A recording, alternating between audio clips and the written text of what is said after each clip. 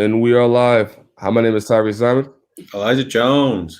This is MMA Renegade Podcast, episode 4, covering UFC 261 from last night, the wild events that happened in Jacksonville. Elijah, how you doing, sir? I am good. I am coming to the end of the semester, so I'm starting to have a lot more tests. I'm going to take two exams this week. We'll see how that goes, but I'm all right, man. How are you? I am tired. I am very tired. If you cannot see me, my eyes is almost shot. I'm ready to go back to sleep. A little sleepy. Had a late night yesterday. Yeah. And then watching the fights, we're getting ready to do this show. I'm ready to go back to sleep. Yeah, man. I mean, today's like the perfect day to kind of catch up on that because here in New York, it's definitely a little I want to say it's definitely rainy outside. It's cloudy. It's a little dreary, but it's like perfect sleeping weather to kind of reset before your Monday or whenever you start work this week begins. So Right. I would say, listen, man, once we're done with this, knock out. You're much deserved. Dude, I am exhausted. I know. We were talking. We were on the phone last night. I want to say maybe like two, maybe 1:30 in the mornings around that time. And you know me, I'm not up late. I am never up late. So that's how you know last night was a lot. All right, give behind the scenes with this. So like we were gonna start this show at like 9:30, right? Yes. And then I was like, you know what, man, I can't get up. Let me see some more. See some more. And then it was like, he called me. He was like, hey, when start the show? I was like, dude, let me get my bearings. So, sorry for the late show. Wish it was playing a little bit more. But hey, we're here. We're here. We showed up. What's up, man? Flathead. I'd love to hear what Flathead has to say about last night. I really would. So, Flat, please tell if you have any thing to say, and if you want on the comment section, please tell us what you think. All right, man. Let's start with this. So, Elijah, I'll let you go. Last night, UFC puts on a triple championship header. We used to get this kind of card once a year pre-COVID, right? We got it once a year at Madison Square Garden or sometime in December where we had 3 champions defend their belt. Last night, UFC gave us UFC 261, Usman versus Masvidal 2. The interesting thing about this card is that now this is the second card this year with 3 title fights in the main card. Our main event was Kamaru, the Nigerian Nightmare, Usman versus Jorge Gamebred Masvidal. Our co-main event was Weili Magnum Zhang versus Thug Rose Namajunas. And our third featured title bout was Valentina Shevchenko versus the newly ranked, I believe, women's not bantamweight, flyweight, Jessica Andrade, the number 1 contender after beating Chandler Chukagian. I mean, last night from start of the card, I mean, we're talking prelims to the main card. It reminded me what things were like pre-COVID, and we've been so long without fans there, without that energy. We love to see the fighters and we love the science behind the game. We love the fight. We love the lead up to the fight, but there is no experience that can literally can compare to the energy present when there are fans. Now, last night UFC was in Jacksonville, Florida, in the VyStar Veterans Memorial Arena. One of the interesting things was that it wasn't a full house exactly, but there was a lot of fans. And I want to say we can start with our third featured title bout between Valentina Shevchenko and Jessica Andrade. Last night, I mean, if you didn't watch, Valentina Shevchenko wins by TKO in the second round in the mounted crucifix position, raining elbows. I mean, Tyriece, I know you saw that. We predicted this. We talked before the show. We said the gap between the women in the flyweight division and Valentina Shevchenko is just so big that the next contender is good enough to beat the rest of the women, but just not Valentina. Yeah. So with this fight, I mean, we pretty much we had Shevchenko winning. for different reasons. I think we talked about how Shevchenko was going to keep her on the outside and just batter her on the feet. We actually seen Shevchenko actually take her down, which I think Andrade didn't prepare for. She was more looking for a stand-up fight. Yeah. And Shevchenko changed the game plan and took her down and controlled her there, which was smart in her plan because Shevchenko was the bigger fighter. Yes. You've seen that in the fight. So there was moments where Andrade was trying to land a takedown of her own, but Shevchenko was so strong. Yeah. She would get a back trip and take her down and pretty much control us. Kind of like you said, Chukagian the knockout she did was in 2019, right? Yeah, 2019. Yeah, and in the same position, mounted crucifix. Right. I think the one thing that we're seeing in this game of Valentina is that we already know what she brings to the table. Flathead Pilot says Valentina has a machine gun tattooed on her side. She is a certified assassin. This is true. I think if we're comparing anybody to characters in the realm of movies, Valentina is the woman version of John Wick in MMA. There is nothing she can't do, in my opinion. Right? Her striking is God tier. That's one.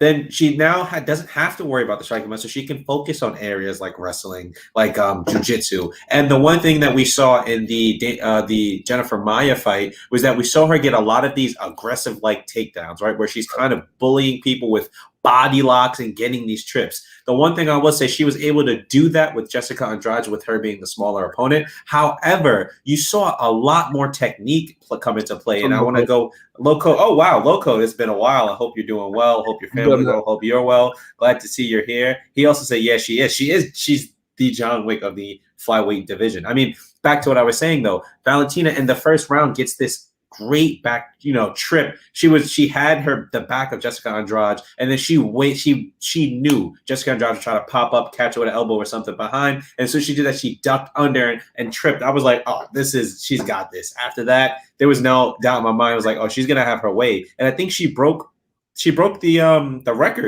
record for the most takedowns in a women's flyweight fight.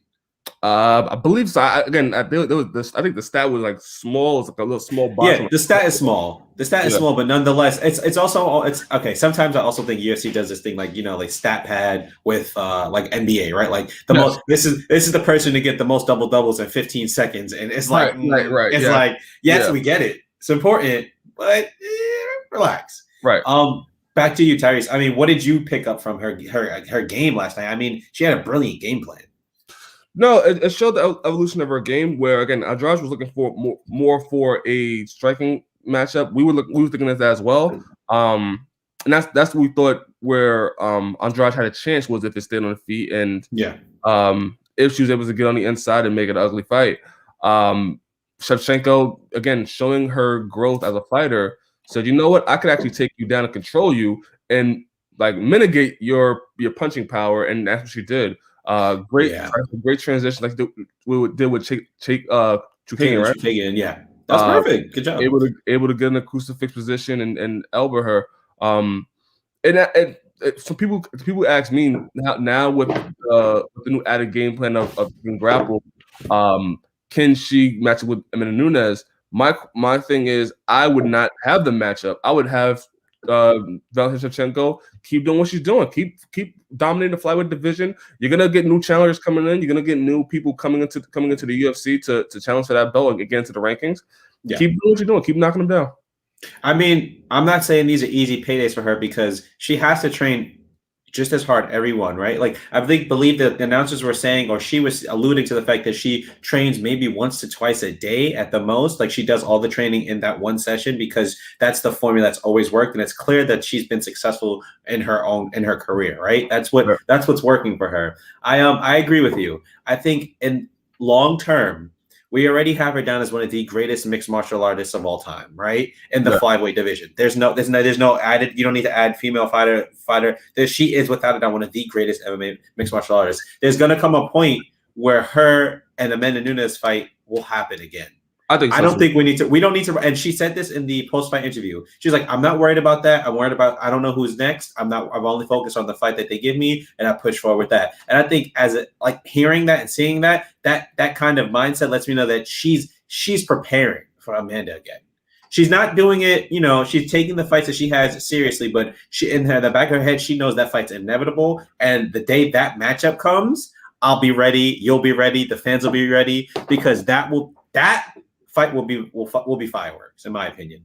Pure that I don't know if it tops the Weili Zhang versus Joanna Jędrzejczyk, but that fight will be fireworks, hopefully. So I'm patiently waiting for the day, but she's cleared out her division at this point. There's no one in my mind that I could say will give her a run for her money. Yeah, I think with me though, like I said, stay in the division for a little while. Keep bringing your name up and stuff like that. Because honestly, for me, if they put a Amanda Nunes fight on now, right, and local flat politics, sorry, please let me know if you think this. You agree with this as well. If they do Amanda Nunes versus Shevchenko right now, and Shevchenko loses again, I believe her stock goes down. Oh, of course. Her stock is up, is high. She's the most dominant fighter right now in the flyweight division. Yeah. If she fights Amanda Nunes and loses, which Amanda Nunes beat her twice already. Yeah, one by decision, one by split decision. Both of those fights weren't really that competitive, really. I'll say the second fight was more competitive than the first fight was. It could have gone either way. The second fight, though, with the unanimous decision, that last round was crucial, and Amanda pulled out. And got the victory by securing a takedown. But it was really close. The second fight was super, super close. It was close, but it really wasn't really that much action that we like to see these ladies too. So like it was technical, right? If you put these ladies against each other, you're gonna get you're gonna get one of those fights where they both want to be secure, they both want to not try to go after each other and get a win. So I rather keep them apart, keep them being dominant, keep them having great performances. They keep making the same money. I don't think they're gonna get a raise for fighting each other. So no, I don't think. Yeah, that's not happening in general. So yeah, So listen, I love Shevchenko. I don't know who's next for her. Hard not to. Who's in the rankings in the flyweight division? So in the UFC women's flyweight rankings, we have obviously Valentina Shevchenko, who is never probably going to lose, if I'm being honest with you. And then we have Jessica Andrade is number one, who just lost. Caitlin Chukagian, who lost to number one Jessica Andrade. We have up-and-comers Lauren Murphy, who's been actually very successful recently in her last MMA bouts during quarantine at the Apex Center. We have Jennifer Meyer, who had recently lost to Shevchenko. We have Cynthia Calvillo, who's probably going to be fighting Joan Calderwood. Viviane, of course, Cynthia Calvillo is number 5. Joan Calderwood is number 6. Viviane Araujo, I believe she just lost, no? Viviane Araujo. Or am I thinking? I'm thinking of the strawweight division. Never mind. She won. I'm gonna Google that. But bottom line, then you have Jessica Ai, Roxanne Modafferi, Alexa Grasso, Andrea Lee, Antonina, who's probably not going to fight her sister, obviously. Talia Santos, Macy Barber, and then Miranda Maverick. A lot of these people, I want to say anyone from the number 6 spot and on, just won't be fighting for the belt anytime soon. Now you have a lockout with Lauren Murphy, Caitlin Chukagian. Make it. It's you got to give this division some time. And you never know how, with the UFC cutting fighters and adding new fighters on, you never know if we may get an Invicta flyweight champion coming up to challenge, That is true. It's possible. That is true. I'd like to see that. Now that you mentioned the names of it, if Cynthia Calvillo beats JoJo Calderwood, I think UFC will want to line them up together. Yeah, line up because I forget about this sometimes. But Cynthia Calvillo was one of the people that the UFC what was his name? The lightweight, shredded, blonde hair, 18 years. Sage Northcutt. Because she was Team Alpha Male. Yes, Sage Northcutt, Mickey Gall. What was the other one? Paige Van Zandt. Like those were people. Cynthia Calvillo was on that list of people that they were trying to push as like the new young stars of the UFC. Yeah. So I could see them going back to the well and going back to getting Cynthia Calvillo into that spot if she be good. Now I know Cynthia Calvillo had lost to Caitlin Chukagian. It's the interesting thing, right? It's like Caitlin Chukagian is pound for pound one of the best in that division. However, she's not beating Shevchenko. She can beat almost everybody else, but not Shevchenko. And we've seen that match. Yeah, we see that match already. We don't. There's not much that's going to change. I was wrong when I said Viviani Arroyo lost. She actually is on a 2-fight win streak. One against Montana De La Rosa and Roxanne Modafferi. So yeah, she pieced up Roxanne Modafferi. Yeah, yeah. That's someone who can possibly challenge for the flyweight belt, but unfortunately, this means Valentina sits on the shelf for a little bit, unless they just give her somebody. That's the only way I see this working. But I see Shevchenko wanting to be active, so I could see her fighting Cynthia Calvillo, Jojo Caldwell winner, or like Lauren Murphy. Lauren Murphy can sneak up in there with one good win. Yep. So yeah, there's fighters in that division that could keep Shevchenko interested, and again, keep her in that division, keep her being dominant. And then later down the line, maybe go back to the Nunes fight, but as of right now, they could both just stay in their own lane and be successful. Also, you're right. You don't want their stock going down if she loses, because you also want people to invest, right? And especially with this being a newer division in UFC, it's been around for a few years now, maybe like 2 or 3, but maybe even 4. But you want this division to kind of thrive and gain that following for people to want to come, because you remember people can always cut down the flyweight too. Yeah, people can go up. So you want that division. You want that division to kind of be it's new. And she's running through everybody, but you want those challengers kind of there. So I'm looking forward to seeing where that goes. Yeah, and this is a great transition to the next fight on the card. The Rose Namajunas and Weili Zhang. Now, before this fight happened, and before it went down, my thought process was, if Weili Zhang beats Rose Namajunas, they're definitely thinking about doing Weili Zhang versus Valentina Shevchenko. For sure. They were like that. I feel like that was on the UFC agenda if Weili Zhang was to defeat Rose Namajunas in devastating fashion. You thought that was going to happen. Yeah. That Weili Zhang versus Valentina Shevchenko for the flyweight title was going to be the next step. That did not happen. Last night, first round with under 2 minutes, Rose Namajunas lands this a lead leg head kick, which is the more even impressive part about Rose Namajunas. Finishes Weili Zhang first round head kick, knocks her out. She folds. We all saw the Ngannou versus Stipe fight where Stipe kind of just folded back on his leg. Weili Zhang folded back on her leg. Yes. And I mean, Tyriece. Well, one of the things post-fight was that a lot of people in her corner felt that was an early stoppage. How did you feel about that? I thought that was a good stoppage. Agreed. I thought that even if it continues, she's going to take more damage. I thought it was flush. I thought it was a good knockout. No need to take any more damage than what that already was. She looked out. She was out on her feet when she got up. Yeah. So from that standpoint, I think it was a good knockout. Now, what can you say? Rose Namajunas beats Weili Zhang. Let's start with the positive. Start with the positive. Loco says good stoppage. Yeah, I agree. Loco. Great stop. Yeah, no, she was out. Bottom line, she was out. There's no way to get around that. Dude, that church lady is singing her ass singing her heart out. Sorry, everybody. Singing her ass up. Now it's good. Is it okay? Listen, it's good. But it add a little bit of levity to the show. But let's start with the positive, right? Mm-hmm. We talked about, and this is us taking a step back. We talked about how Rose Namajunas, we didn't know she had it in her anymore. We didn't know if we didn't know if she could come back and come back after she was going to retire. A year or two ago, she said she's going to retire. Then she comes back from with the Andrade fight. That fight was a little iffy.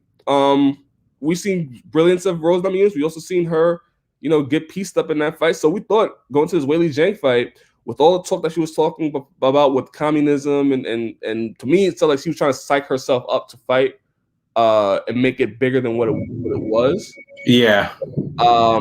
I thought, okay, maybe she's trying to make herself fight here. Yeah. Even in the octagon, she was actually in this mantra of, I'm the best. I'm the best. I'm the best. You can see her and Pat Barry are talking in the back. He's saying, you know, you're the fucking best. You're the fucking best. So it seemed like in the fight, they were trying to motivate her and get her going, and then we see the results. We see her do that front head kick. She starts breaking down. I'm so sorry. Flyhead Politics says the church music is super necessary. You love to hear it. You love to hear it. I'll tell my mom. I'll tell my mom that she's a favorite amongst the people here. Yes. But yeah, sorry. Mama Jones. Yes, Tyrese. I'm gonna mute myself so that way it's a little better. But yeah, I thought Shevchenko. I mean, no, that's Shevchenko. My gosh, Rose Namajunas. I thought she really showed that, you know, she may go down. She may be the greatest strawweight fighter. If you look at her record, she beat Joanna twice. Then she beats Weili Zhang. If they do a rematch, if she beats Weili Zhang again, and then you have the possibility of her going up to 125. You gotta start talking about Rose Namajunas as possibly one of the female fighters, probably besides Amanda Nunes right now. Yeah, I think the best thing for Rose was that loss after the tough during the tough finale, right? That was the one thing that really triggered this whole thing, because she hasn't been the same since, right? That killer drive, that technique. First off, let's shout out to Trevor Whitman, shout out to Pat Barry, shout out to Justin Gaethje, Kamaru, because, you know, that's her team. But shout out to Rose Namajunas most importantly. I'm about to head to my online house. Send a prayer for Sleepy too. Oh yeah, we're getting to that one too. Yeah, we're gonna get there. I'm saving this logo. I mean, Flathead. Yes. I'll say this. Rose has not only evolved from that one time she lost on the Ultimate Fighter finale, but you're right. She will go down as the greatest strawweight now. She beat one of the best strikers, pound for pound strikers in UFC history, Joanna, twice, like you said. Then beat someone in Weili Zhang who we all thought was going to be the winner, right? Like run through her. There's not much in my head that leads me to believe that there's anyone else for Rose to lose to. Right. There has to be a new variable that you bring in. You have to be your movement has to be almost equivalent to her, and her technique and her timing. And there's some people who enter the matrix, and Rose does that. Like, that's the only way to describe it. She enters that space where it's like everything is flowing, punch, kick, movement, timing, wrestling, striking, wrestling. I mean, there's nothing I could really say. You said it all, Tyreese. I mean, I don't even know who's next for her, really. That's the other question for me, at least, if we can segue that, because with beating the top tier people in that division who have pretty much beaten everybody else, who do you really fight now? Well, first things first, you have to do the rematch. You have to do the rematch. For people who don't know who Rose Namajunas lost in that tough finale, please give us the person who you're referring to. Well, no. I'm talking. Well, yeah. You're talking. Oh, yeah. We're on two different planes. You could do that because she did. I'm glad you brought that up. She did mention that she was going to look out for the winner of that fight between Carla Esparza and. I don't know. You caught that. What's her name? She's newly coming to the rankings. Yan Jiaoyan. Okay, thank you for saying that because I was going to butcher the hell out of that. But no, she did mention that, so that's a good point. Mm-hmm. You gotta go to this rematch. You gotta give one more fight. You gotta give her a rematch. Yeah. I agree. If you can do that in Singapore. If you do that in Singapore, I think they were trying to do Singapore before. They were trying to match Weili Zhang and Rose Namajunas in Singapore. Do this fight in Singapore. It's possible. And it can main event that card. I'd like to see that. I think the rematch is warranted, and the reason why is because Weili Zhang's been so dominant. She got caught, beautiful head kick. But I think there's more to that. There's more to that story than we saw last night. Yeah. There's more. And it's not taking anything away from Rose Namajunas. She knocked out. She did what she had to do. Yeah, but I want to see more. I want to see how Weili Zhang comes back from it. I think doing it in Singapore will be an amazing event. I don't think they ever did a pay-per-view in Singapore before either. I think they did fight nights. They never did a main event. So that'll be interesting. And now you have a story. You have a story to tell. Before you didn't have a story to tell with Weili Zhang, and it was Rose Namajunas trying to conjure up this communism thing, which again she cleaned it up a little bit, and the post fight, which was good. She apologized. So she made it. She said that it wasn't personal against Weili Zhang, and she said she loves all people.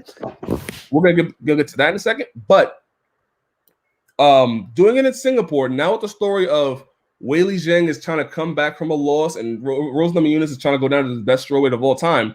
Yeah. Now you have a story, and now that can main event a card. It could have main event a card before. Now it can.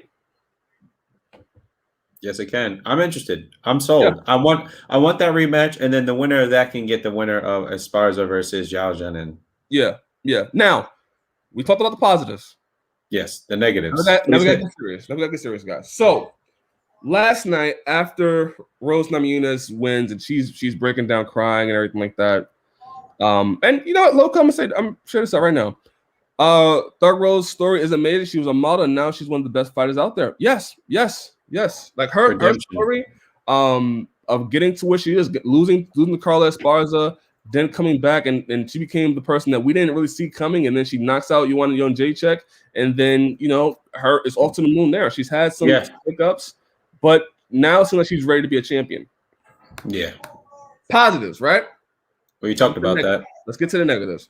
So last night, fans after the fight were booing Weili Zhang. Yes. And I was confused because I didn't get what the bulls were about. I think yeah. No. And you keep going. And then I started to think about, oh wait, what everything that's going on in America with the Asian attacks, Asian hate crimes. And then I think about what Rose Namajunas was saying all the way leading up to this fight. And then I think they're in Florida. Give me one more, Tyreece. Give me one more. Also, MMA fans, you guys are great, but there can be some MMA fans that are a bit on the crazy side. On the crazy side, crazy and racist. Exactly. So in Florida, I'm hearing the boos, like it's audibly booing Weili Zhang. Yeah. After she got knocked out. And I'm like, dude, we gotta do better than this. Like this, like Weili Zhang, leading up to the fight, leading up to everything Rose was saying to her, slandering her name, no matter what Rose always wanted to clean it up, she was still putting dirt on her name. She said it wasn't personal after the fight, but she made it personal by saying she made it about her and saying, I better be red than dead. Yeah. Like there's a lot of stuff that Rose Namajunas was saying that I don't know how she did not think ahead of time. I know she cleaned it up. I don't know how ahead of time she didn't think, oh, this is not the right thing to say right now with everything going on. Yeah. We have a Chinese-born champion coming to the America to fight in Florida in the midst of everything that's going on, and you're spewing all this rhetoric about how Weili Zhang is a communist and this and that, and how this is for your ancestors and stuff like that, which is fine, but it has nothing to do with Weili Zhang. Weili Zhang never came out and said anything about her politics. Oh, not one time. I don't think she can. That's the crazy part. That's the other part. Yeah, it's true. It's not like she may be allowed censorship. Yeah, exactly. So Weili Zhang, we don't know what Weili Zhang thinks or how she feels about stuff. She may not be even able to say anything. Yeah. So it just like that to me was heartbreaking to see, because it's like Weili Zhang has shown to be like a martial artist. Like people try to say, we should be martial artists where it should be no trash talking and stuff like that. Yeah. She embodies that. She's embodied the person that she respects her opponents. She wants to fight, and she wants to, she thinks that by fighting you can grow closer and stuff like that. Yeah. Even after defeat, she was graceful. She said that she was going to come back and she'd come better. Which is fine. I thought that yes, Rose Namajunas had a great win, and it was a great win, and it great show up, and it will be a moment in UFC history. Yes. I thought Rose Namajunas before the fight was disgusting. Yeah. I'm glad she cleaned it up, but damage was done. And you see last. It just didn't need to be said. That's the issue. It just didn't need to be said. And the fact that it was means that most likely that's how you think when you're not being like, you know what I mean? Like that's an insight to how you're normally thinking. Flathead Politics says Rose apologized for her statement that she will be open to Earthship MMA camps in the world to heal the world. Rose's quasi racist statement was cringy as hell. It was. It was because you don't expect that from someone who has never in their career gone out and said anything like that before, right? It's one thing you expect Colby to say some dumb shit because that's what Colby's known for. Right. You don't expect Rose to do that. And so when you think that someone like Rose can think that or kind of say that, then it's like, whoa, wait a minute. This is how you feel. You're saying it now, but this is probably how you feel 100% of the time. Right. And see, that's the issue that we have. Is that if that's someone like if someone has Rose, I mean, I'm not saying we're putting our athletes on a pedestal, but that's not something that's not something we would take too kind to, especially for someone who's never had that rhetoric a day in her MMA career. Right. I'll say this. I don't think Rose is a bad person. No. I don't think that Rose is maybe racist. I don't know. We don't know that. However, she has, yes, she apologized for her statements, but the damage was done, and I hope that she realizes that if she's gonna be political, I hope that she does her research, that she knows what she's talking about in terms of who's this and who's that, who believes in what, who believes in that, because again, we don't know what Weili Zhang believes in. For all we know, she hates communism. She can't say anything about it because she lives in China. Yeah. Or maybe she likes it. Who knows? Still can't say anything about it. Exactly. So I hope Rose learns from this. Flathead Politics, I'm bringing it back up. Everything that Rose said after her first comments, that interview that we talked about in the last episode, everything that she was trying to clean up everything. That's a PR move. PR is like, yo, we gotta squash this. We gotta say something. So I don't even the apology. I hope it's sincere, but in this day and age, I don't know. Yeah, I don't know. I want to believe that. I don't know because it could very well be PC. Hey, yo, let's back this down. Let's kind of figure out how we can move around this and get back to you being lovable Rose Namajunas. Yeah. So. We want to really win that fight, guys. I did too. And now Flathead, she can win the rematch. See, there's a rematch. There's a rematch that's gonna happen for sure. Yeah.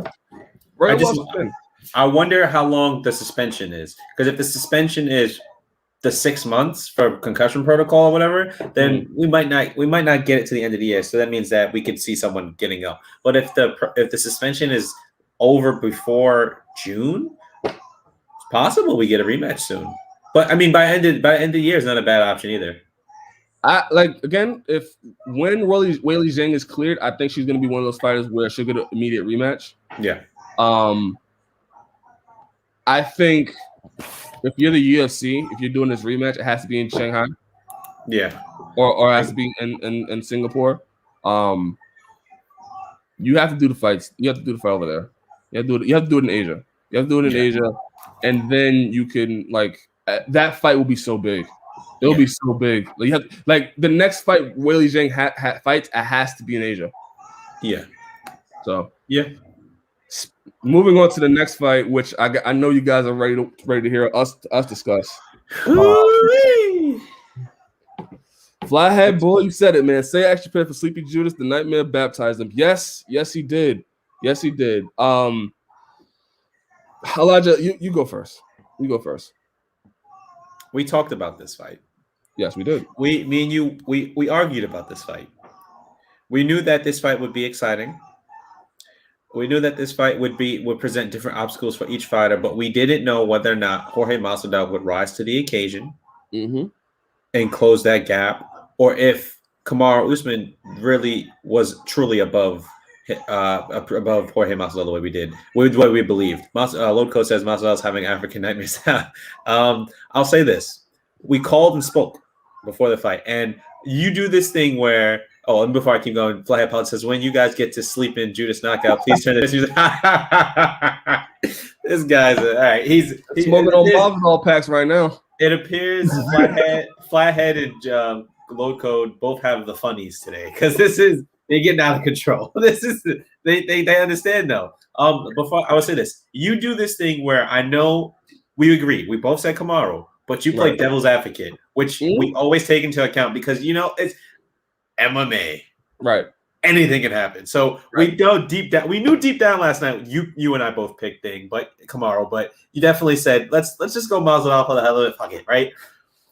Masvidal looked good the first round, but for me, there was nothing there that said Kamaru was in danger. The leg kicks were started off strong. He was able to get him. He was able to land these kind of, not step back, when he's fading away these check left hooks. He did very well on the ground when Kamaru took him down.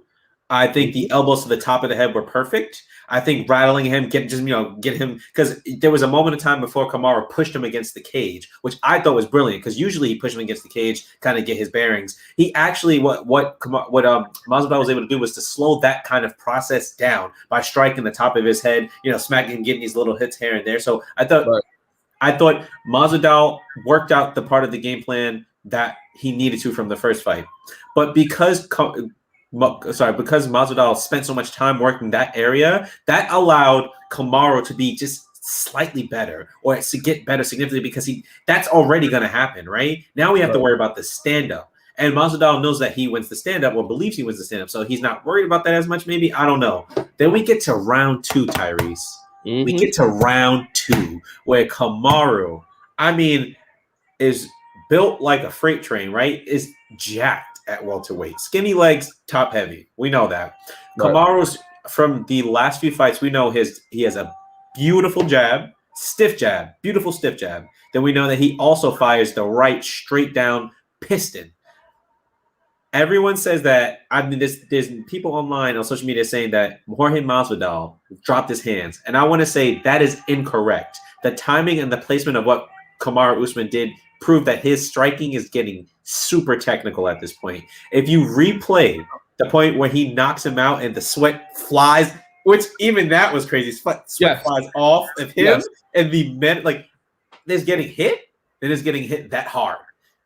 I'll say this. What happens is they're both standing orthodox. Kamaru pulls the right hand that's at his chin down. Level changes to a point where he knows that left hook that he's gonna try, that Jorge Masvidal is gonna try to get him in when he steps in, is not gonna be there for him. Steps in, changes, pulls the right hand down, fires the straight, knocks him out. Couldn't have been picture perfect. The pictures that I'm seeing online, social media, some MMA outlets, beautifully timed pictures, that will go down as one of the best knockouts of 2021. Yeah. We have some more time to go, but we have some time to go. But Tyreece, in MMA, when have you ever seen the sweat go off somebody like that? Boxing, sure. The sweat. No, you're right. You're right. You're right. I'm trying to pull this up here. You keep talking. Yes. So I think it's interesting to say that a lot of people, Masvidal, again, I always thought Masvidal was good. I think him getting the rematch meant more for him than it did for Kamaru because we knew what Kamaru was capable of. And so Masvidal had to meet Kamaru there. But in meeting Kamaru there, Kamaru is still getting better. So that there's never going to be an equal playing field for those two, in my opinion. The one thing I will say that Kamaru, I think, kind of got overzealous about was the striking at the end of round 1. He was loading up a little bit. He seemed a little wonky. And I think the striking on the ground that Jorge did when he had him in guard kind of messed with him a little bit, right? I think the elbows to the top of the head are underrated. That's actually how Kevin Lee lost to Tony Ferguson in you remember the lightweight bout back in the day when they fought for the vacant belt while Khabib was out.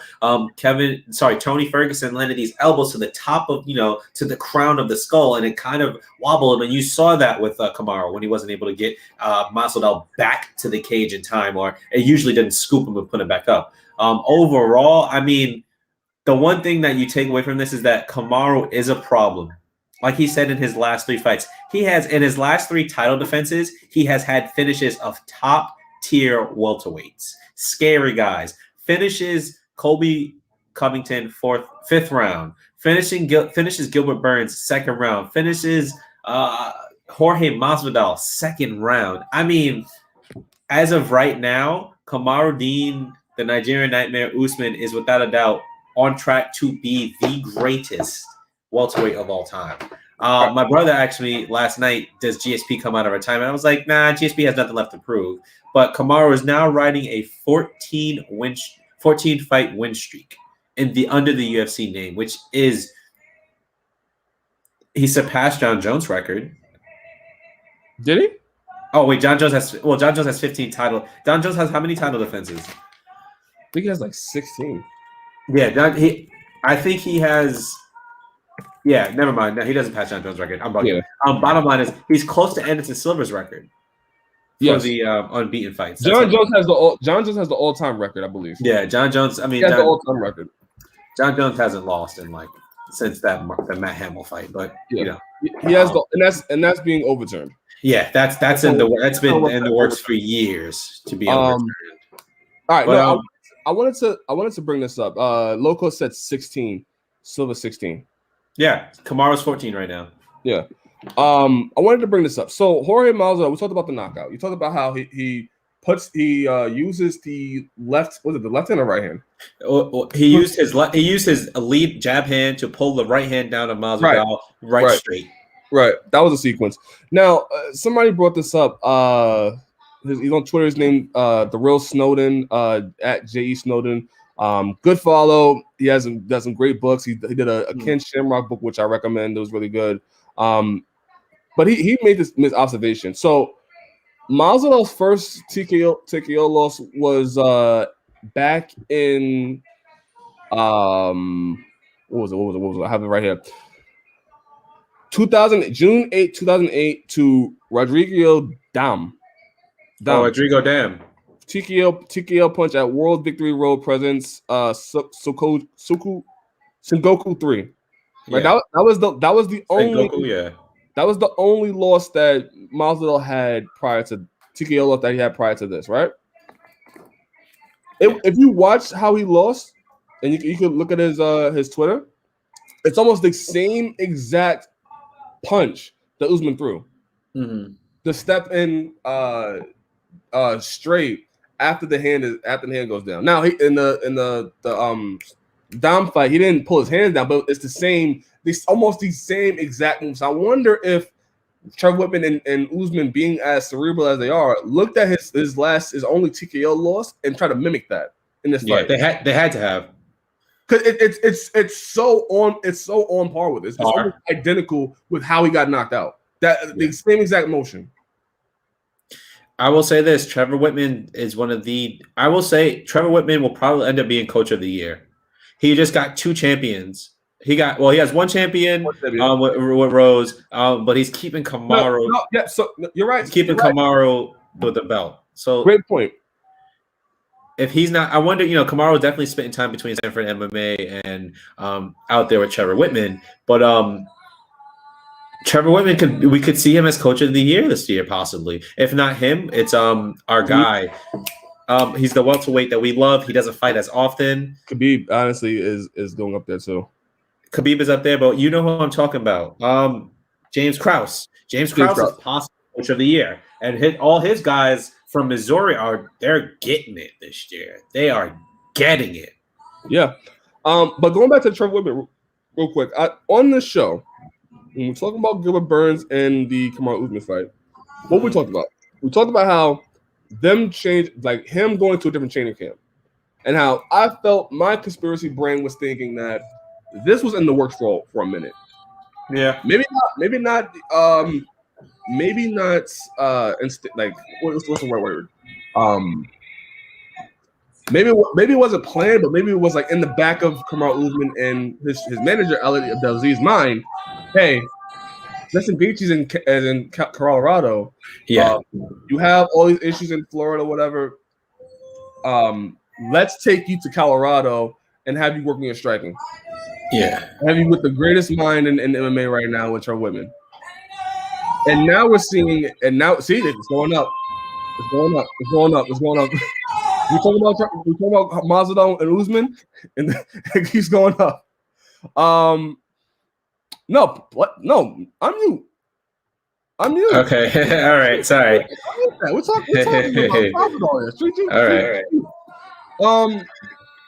Oh yeah, we talked about Trevor Whitman in the move and how it's affecting. Look, he's a better striker now. He's a way better striker now. Like before, we just talk about, okay, if it stays on the feet, we know he has a jab. We know he has, Cross. Power. And we know he has kicks. Kicks was the one thing we didn't see this fight because he didn't need it. It was like to see him actually set up traps. That's scary. That's scary. Because now he's comfortable now. Errol said last night, he was like, yo, he's not going to use wrestling in the next fight. No. He's not using wrestling next fight. Oh, he said, yeah, look, I'm glad, I let my mom do a thing because I live with her. So, little church on Sunday don't hurt nobody. Praise the Lord. But yeah, like Usman getting comfortable on standing up, it presents different problems now. Because now, if you somebody like a Jorge Masvidal who may have to worry about the wrestling, I can stand with you. And guess what? Not only can I stand with you, I set traps up now. So as you thinking I may go for a takedown or I may lunge in, I can set you up for a that level change. Right now. Yep. The level change is the most dangerous. It will now be the most dangerous, one of the most dangerous tools in his arsenal. Yeah, and now we can transition to Jorge Masvidal. Jorge Masvidal, listen, his politics, I don't fuck with. No. We don't. No. The whole support Trump, Trump and stuff like that. No. I don't necessarily fuck with, but that doesn't set aside the fighter. Yeah, the fighter is a great fighter. Great fighter. I don't think he's a journeyman. No. If I had Loco, you can please tell me if you think Jorge Masvidal is a journeyman. I don't think so. I think he's a great fighter. I just think that there are levels to this game. And Kamaru Usman is on a different level. And now that said, where Jorge Masvidal goes from here, I don't necessarily know. Before you get onto that, I just want to add to this. I think also when it comes to his career, he's had interesting decisions. Okay, that have never really worked out for him. All right. I think that was the biggest thing, right? Masvidal used to have these fights where he was so close, but the other person edged him out. Benson Henderson, right? That's one of the fights. Damian Maia. Fights like that is where he was doing enough to win, but it wasn't enough to win. Right. You know what I'm saying? So that was what plagued him until he went up, got the confidence, and was like, I got to end dudes because there's nothing I can do. I can't let it go decision because I'm never going to win. And that switch. And I think he's also is one of the he's one of those fighters. It's a timing and place thing. Loco says he got a battery in his back after the Till knockout, then with the astronaut, then BDS. Yeah. Jorge Masvidal being the rising fighter, I believe, was it 2019? 2019. Right? 2019. Yep. The reason why is because MMA is about dedication, fighting, getting those fights, but it's about timing. Masvidal had the greatest timing you could ever want in 2019. 2 highlight reel knockouts, right? Right. 1 stoppage. The Rock handed you the belt. Right. The Rock, Dwayne "The Rock" Johnson, who people want to try to be president in the future. You sold out Madison Square Garden. You sold out Madison Square Garden. And you're on the cover. You're on the promotion for UFC 3. 4. I mean 4. Sorry, yeah, 4. You have your own branding where you're now selling alcohol, tequila. I mean, he has a bare knuckle fighting league. Bare knuckle fighting league. You've done what many fighters have dreamed, and so I understand UFC liking Jorge Masvidal. I wouldn't say he's the people's champ, but he's the people's fighter. He's what you would want in his fighting career alone from a fighter. Right. Highlight finishes, great stoppages, will fight anybody, right? But With that being said, you're right. What has now happened is that now there's a level to which Jorge Masvidal is just not able to meet, and that level is the level that Kamaru Usman is on. Right. And let me ask you a low code and flat politics. Please tell me if you agree with this. This analogy. Jorge Masvidal is what fans wished Donald Cerrone could have been. And what I mean by that is Jorge Masvidal was able to, taking some losses in his career, but also come back and win some. Now he's on his rise, and now he's become a star. He's a BMF champion. What that does hold some weight here. That does some hold weight. I don't know. It's a belt. It's a belt. Yeah, it's a belt. So, like, Jorge Masvidal has reached the next level of just being a pop culture MMA fighter, right? Yeah. He can now do branding. He can now do movies. He can now do his own fighting league. He now has money. He's come from the mud and is now worked his way up to being, a star in MMA and could possibly transition to boxing at some point. Can do all the other things, right? Donald Cerrone, fans always wanted Donald Cerrone to be that. Fans wanted Donald Cerrone. Fans wanted in the UFC. Tyriece, who is fans? I'm fans. I know. I equate you in that. But fans in the UFC wanted Donald Cerrone to be that, and Donald Cerrone could never get to that level.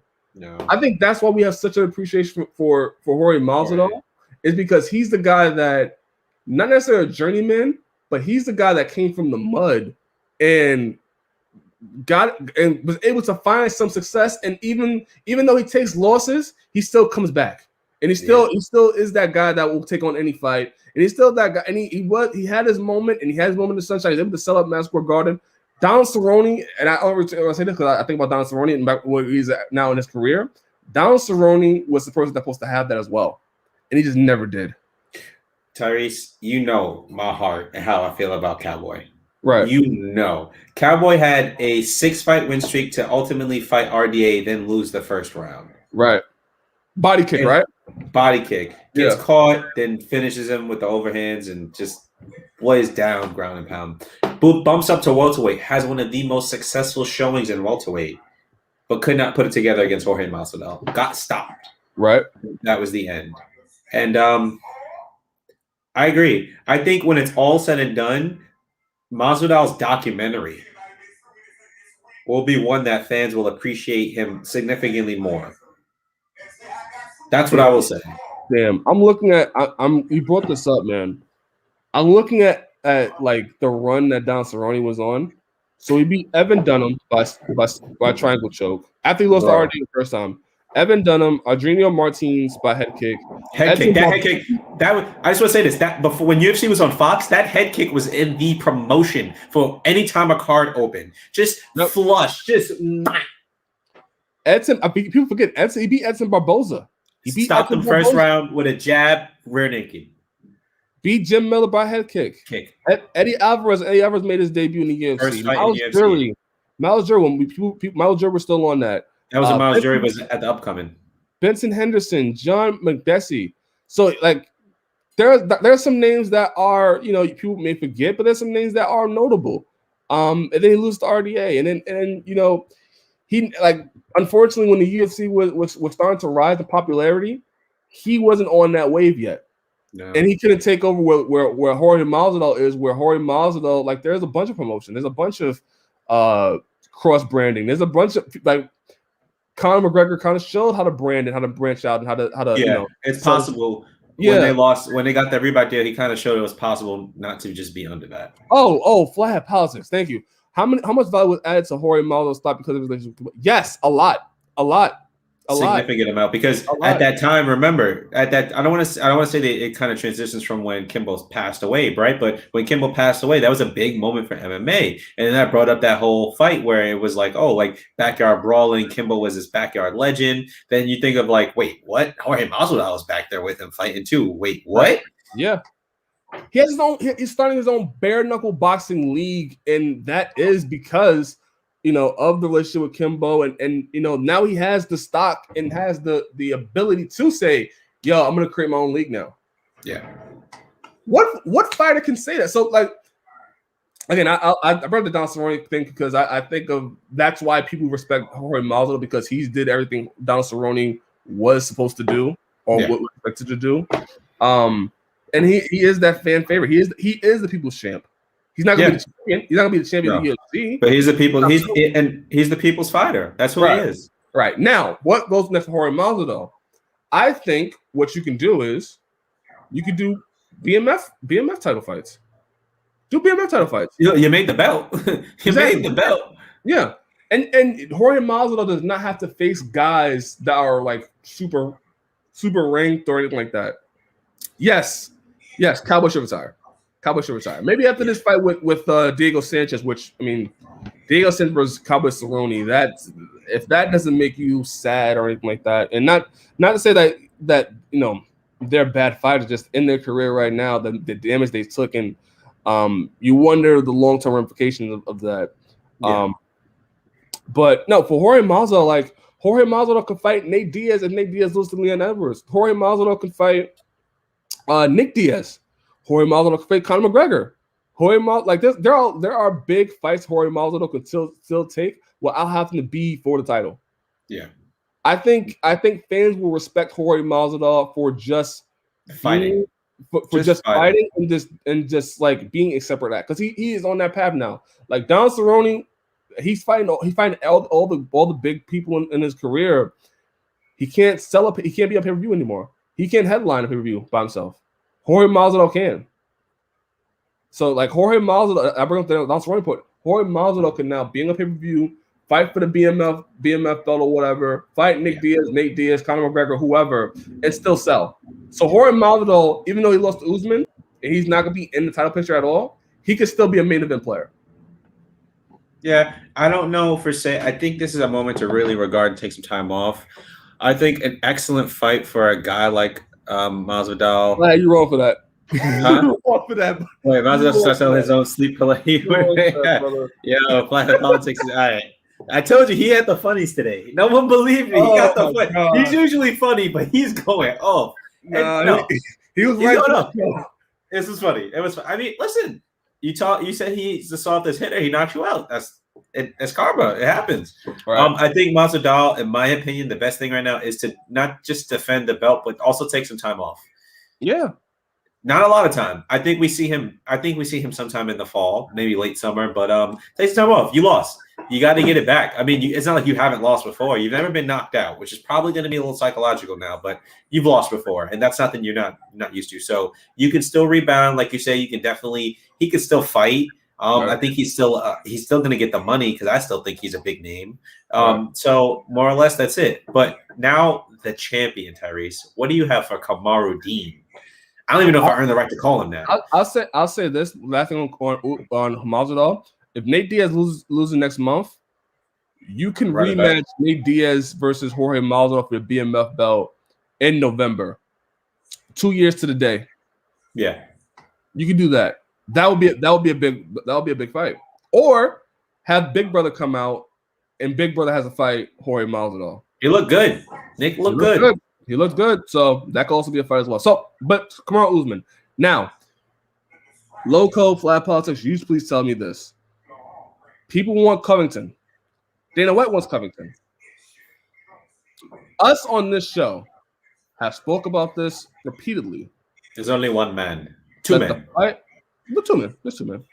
The fight to make is Stephen Wonder Man Thompson.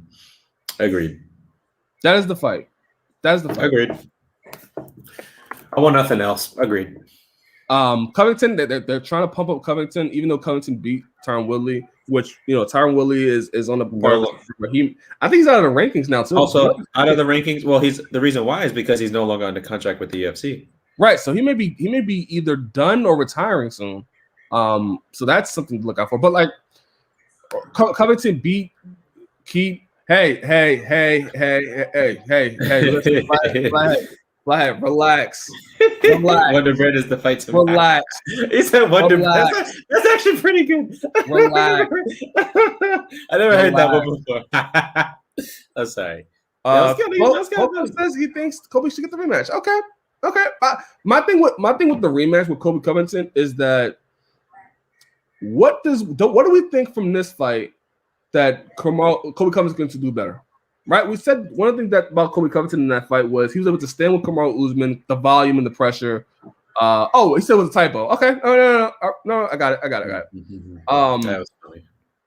But we said the cardio and the volume of Kobe Covington, right? Mm-hmm. We know now Kamaru Usman is developing his striking and getting better. To where like the punches that Kamaru Usman was landing in the first fight is going to be set up a lot more. It's going to land even harder, and we know they're not going to wrestle, so we know the results of how that fight's going to go. I think a Wonder Boy fight makes more sense because what sets Kamaru Usman apart from GSP? The people he's fighting. If he beats Wonder Boy, now he has a stat on his record saying that he beat somebody who's a kickboxing phenomenon, one of the best kickboxers ever in the UFC, a taller fighter, a bigger fighter. And now he has to overcome that. And if he puts him away, that is a stat. And now we can start talking about GSP and Kamaru Usman more. Yeah. And in my opinion, one could say Colby did like the fight against Woodley was his only fight back, correct? Yes. So one could make the argument he may not be as deserving. Leon fought one fight that stopped early, so now he's fighting Wonderman as the Rock Lee of the universe. That's a good analogy. One could say Leon Edwards may not have done enough, even with this fight with Nate Diaz. One could argue give Stephen Wonderboy to Kamaru, and on that same fight, give the winner of Diaz versus Covington. Get that number one contention going right then and there. Rock Lee versus Black Panther, who wins? Rock Lee. Well, if Rock Lee is drunk, I'm going Rock Lee. However, BP is the man. BP is it. You can't take it away. You can't take it away, and that's what we're gonna get here. Rock Lee is great. Rock Lee is great, but it's Black Panther, man. Bottom line is, Kamaru should fight Steven. Yes. Now, will that happen? Probably not. No. But in the proper MMA world, it should. Now, let me ask you this before we go off Kamaru. We both think it's going to be Covington next. Yeah. How far away is Kamaru Usman from being the greatest welterweight of all time? Not far. And the reason as to not far if his fights stay consistent, right? Okay. With the consistent improvement, all this other stuff. One could say what made GSP one of the better champions because he, in fact, did lose the belt to Matt Serra, comes back, beats Matt Serra.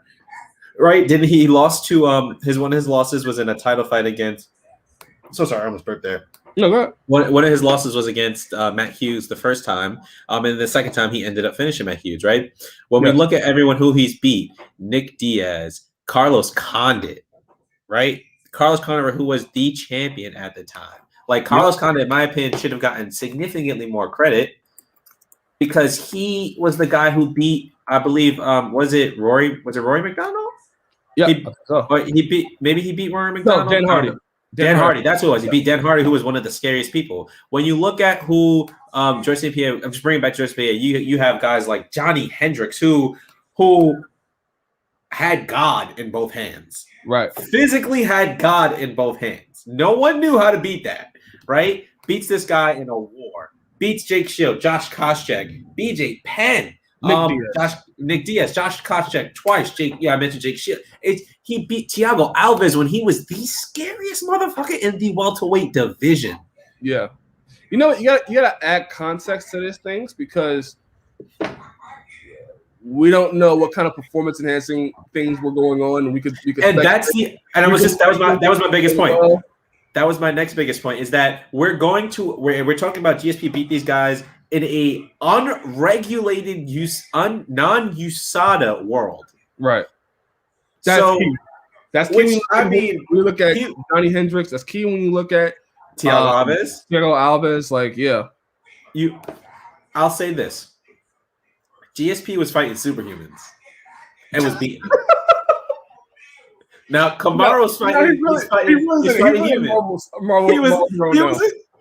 There's a reason why he's in the Marvel TV show now, because he was fighting superhumans.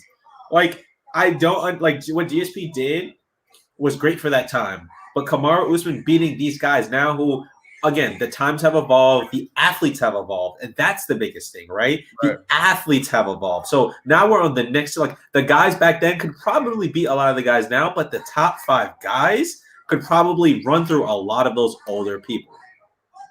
And so that's the thing that's going to define Kamaru Usman's career, is that he beat high-level next evolution of MMA fighters, but George St. Pierre beat guys, superhumans. Like, that's what makes him arguably the best welterweight of all time, or if not the best welterweight of all time, and did it while not on anything himself. Yeah, and he did it flawlessly. He did it flawlessly, and he did it for years. It wasn't a short spurt. He did it for years. And Kamaru Usman, I think his journey really started for him when he beat Tyron Woodley. I feel like that was when his journey really started as really being, somebody that is a elite level fighter. And I think he needs a few more big notable fights, like a Wonder Boy, I'll say this. I think to cement his legacy, he only needs Wonder Boy. To be the GOAT, lap Colby twice, lap Leon twice. That's the only people, in my opinion, he needs to lap twice. Everybody else is like if he gets to fight them, sure. Because I don't know if they're going to get there, but lap Leon twice, lap Colby twice. In finishes. We're not talking. If he finishes them, he's the best welterweight of all time. If he decisions him, there's the argument that he could be. And that I don't want to be that fan that's like, oh, well, he's got to stop people. But the reason why GSP was so known is because GSP was beating guys at their own game. Right. GSP started out as a karate guy, transitions to good striking, loses to Matt Hughes, has never been taken down the way he has been taken down in that fight ever again. Right. I agree. And honestly, man, I was talking about this the other day to some people. We may just get a GSP versus Kamaru Usman in the future, man. Like that fight makes so much sense now when you look at what GSP was looking for. He's looking for somebody like a Khabib or Conor McGregor, of that ilk, great elite fighters. Yeah. Now you have a fight here where Kamaru Usman versus GSP, that makes a hell of a lot of sense. GSP wants to come back. Go back to your natural weight class of 170. Yeah. And you could do that in Canada, and it'll be one of the best fights. The best. Think about that. GSP stats versus Kamaru Usman stats, both of them side by side, like that would do so much money. So I think Kamaru Usman still has a lot more to go. Yeah. But I wouldn't even say a lot more, honestly. I think he does have. I don't think he has a lot more. I think I want to say he's definitely past 1/4 of the way there to being the greatest welterweight of all time. He's past 1/4.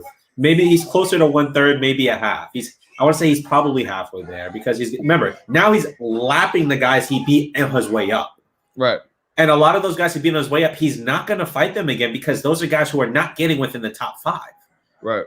So that's the other thing. If you've beaten the guys from 10 to 1 on your way up, and now you're fighting the guys again from 5 to 1 on your way up, you're not fighting the guys from 6 to 10, unless they find a way to get up there. It's not happening. So I don't know. Kamaru, without a doubt, last night Kamaru proved with a vicious knockout why he's, like he said, he's a problem. He's a problem.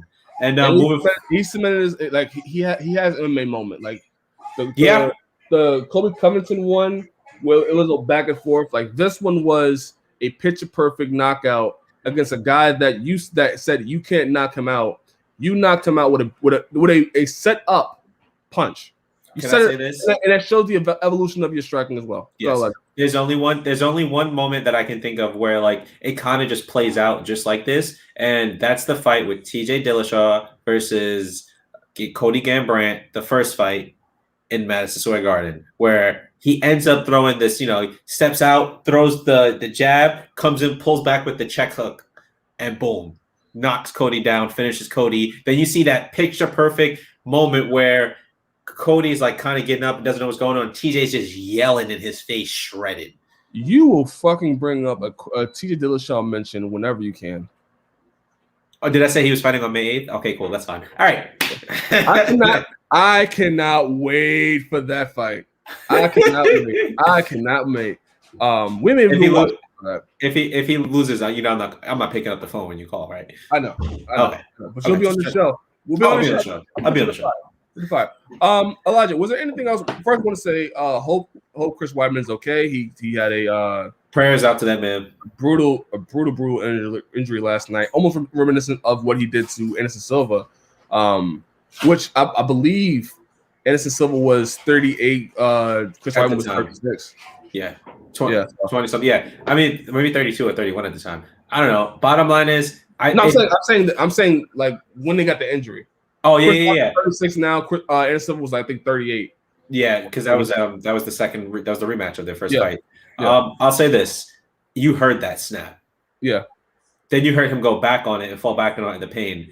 I hope it was a clean enough break to where it could heal easily. I know he's supposed to be going into surgery today, emergency surgery, so I hope that the recovery is well. I don't know what comes of that part for him, but I hope he's okay. And for Uriah Hall, I know that's messing with him right now because he was ready for that fight. Right. Hall was ready to make a statement. So I hope he finds a quick opponent. And if not, he gets Jacare. I would love to see him versus Jacare to really kind of finish out those guys' opponents. But or Uriah Hall can get either Kelvin Gastelum or a Derek Brunson. Derek Brunson, yeah. Be interesting. And you were going to mention one thing that specifically stuck out to me was the Jimmy Crute versus Anthony Lionheart Smith. The leg kick that was landed in the end of the first round was so beautiful. Not with the end, but towards the end later round, was beautiful. It literally shut down the left leg of Jimmy Crute. Could not walk on it, went dead. You saw the foot, the foot's supposed to be here, kind of planted on the ground. You saw the big toe, the hallux just pull out completely because the nerve pulled upward on the leg, dead leg. Crazy, perfectly timed kick. Shout out to Lionheart for getting back in the win. I think he actually won already, but that was a solid win. He's on 2 fights. He beat Devin Clark before, and he beat now he's beat Jimmy Crute. So we'll see where Lionheart goes from here. Any shouts out or notable mentions by you? Not really. I mean, the only fight I think people should go back and watch is his name is Jeff Molina. Mm-hmm. Jeff Molina versus by the way, Brendan Allen beat Carl Robinson. I know. I was going to mention that too. Brendan Allen is. I want to tell you that right now. Actually, there's a few people I want to mention. Brendan Allen beat him by heel hook. Impressive submission because Carl Robinson dropped to try to get his heel, and then Brendan Allen was like, "Oh, okay, I guess we're doing this now." Gets that. Randy Brown had a great showing against a tough veteran like Alex Oliveira. Ended up with he started in a one arm, and people are like, this is impressive, and it's impressive. But I also want to let you know, if there's anyone to do it, a one arm rear naked, it's Randy Brown due to the length of his body, long, lanky. It's possible with people like that. So those were the two. That's another two that I want to say. I'll say my one is Jeff Molina versus Ayori Quilang. The flyweights fight, and we talked about, again, flyweights are coming back. Flyweights are having great fights, and this was one of them. Performance of the night, I think it was fight of the night. Both of those guys had a great showing, and I think their stock both rounds. Even though Quilang lost by decision in the third round, he ends up hurting Molina and almost finishing him in the last 20 seconds. Yeah, the fight went on a little bit longer. Molina, his boxing looked so good, so good. One thing I'll say, Quilang got stunned a little bit. I think got dropped, and he came back. He came back angry. He was more aggressive, and it kind of worked. Yeah, to where didn't move his head. It was bad. That was bad. But he bit down. Yeah, he bit down. So both of these guys have a bright future in the flyweight division. I think they're gonna have a lot of fans out of this. I think they're gonna have a lot of more eyeballs at them. And I think Jeff Molina, his striking looks good, and again, his striking looks good, but Kui Lang, like his power, he has power as Yeah. a flyweight, man. So that's something to look out for too. And he's big. He's a little bit bigger for a flyweight as well. Yeah. So if I could say there's one fight on this card you can go back to watch, even including the main event, I would tell you to go back and watch that fight. That fight was phenomenal. Yeah. Yeah. All right. Moment of the morning, Tyreece. If you were to give this card a rating, what would that be? I am going to have to give this card, and Flat Plus, you tell me as well. I'm going to have to give this card an A+. A+. It's an A+ because of the main card. Jorge Masvidal getting knocked out by Kamaru Usman was a big MMA moment. Rose Namajunas knocking out Weili Zhang. Big MMA moment. And that sets up possibly a rematch and possibly a trilogy. So that creates a new rivalry in the Detroit division. Chris Weidman one is unfortunate. That sucks. And then the Anthony Smith getting back in the win column, that was good too.